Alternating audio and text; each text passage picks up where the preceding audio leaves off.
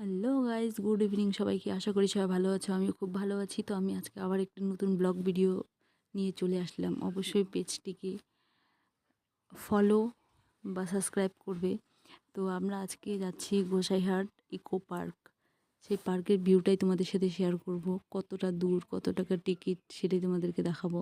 তো আমরা এখন ফরেস্টের ভিতর দিয়ে যাচ্ছি। তার জন্যই আর কি বেলা 3টার দিকে বেরিয়ে পড়েছি, যেহেতু রোদ্দুর থাকাকালীন যাওয়াটাই ভালো। এত ভিতরে যেহেতু সব খ্রিস্টানরা এখানে হচ্ছে খ্রিস্টানের গির্জা, সেই গির্জাটা পেরিয়েই তারপরে হচ্ছে গোসাইহাট ইকো পার্ক। সেই পার্কের বাইরেটাই তোমাদেরকে দেখাচ্ছি। দেখো, এখান থেকে এই দিক দিয়ে ইকো পার্কের ভিতরে যেতে হয়। তো এই যে ভিতরটাই তোমাদেরকে দেখাচ্ছি, দেখো তোমরা কেমন লাগছে, দেখো তোমরা। তো এখানে হচ্ছে বাচ্চাদের খেলনা আছে, বড়দের বসার জায়গা আছে। বাচ্চারা খেলবে, বড়রা একটু গাছের ছায়ার মধ্যে বসবে, গল্প সল্প করবে, একটু ফটো করবে, ভিডিও করবে। যাই হোক, যার যেমনটা করারই। তো সেমন করে এগিয়ে যেতে যেতে এখানে হচ্ছে পার্কের একটা লাভ হার্টশিপ আছে।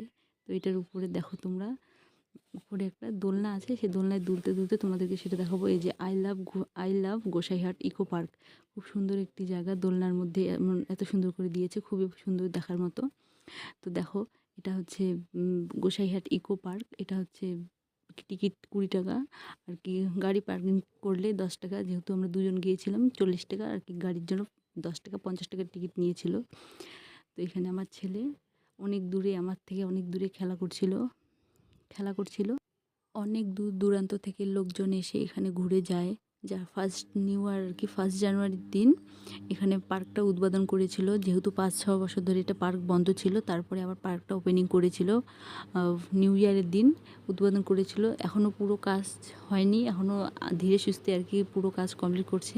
তো আমার ছেলে এই জায়গাটাতে খেলার জন্য এত পাগল, একলাই খেলছে।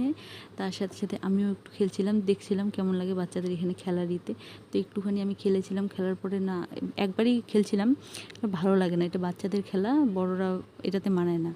তারপরে আমি এটা খেলার পরে আমি এখানে গিয়েছিলাম। এখানে খেলার পরে প্রথমত আমি গুটিয়ে বসেছিলাম, দেখে আর এগোচ্ছিলাম না, মাঝখানে জাম হয়ে যাচ্ছে। তারপরে আমি আরেকবার ট্রাই করলাম, পা লম্বা করে বসে। তারপরে দেখছি একটু একটু আগাচ্ছে, কিন্তু আর হচ্ছে না। বাচ্চাদের খেলা এখানে, বড়রা কি হয় নাকি, বড়দের জায়গা হয় না, ছোটদের খেলা। কিন্তু খুবই সুন্দর জায়গা। আমরা এখন 5:30টার দিকে বাড়ির দিকে রওনা দিয়ে দিয়েছি, ফরেস্টের ভিতর দিয়ে অন্ধকার হওয়ার আগে, সন্ধ্যা লাগার আগে বাড়ি চলে যাব। ভিডিওটি ভালো লাগলে অবশ্যই লাইক, কমেন্ট, শেয়ার করবে। কেউ ফেসবুক থেকে দেখলে অবশ্যই ফলো করবে, আর ইউটিউব থেকে দেখলে অবশ্যই সাবস্ক্রাইব করবে। নিউ ভিডিও পাওয়ার জন্য অবশ্যই পেজটিকে ফলো সাবস্ক্রাইব করে রাখবে।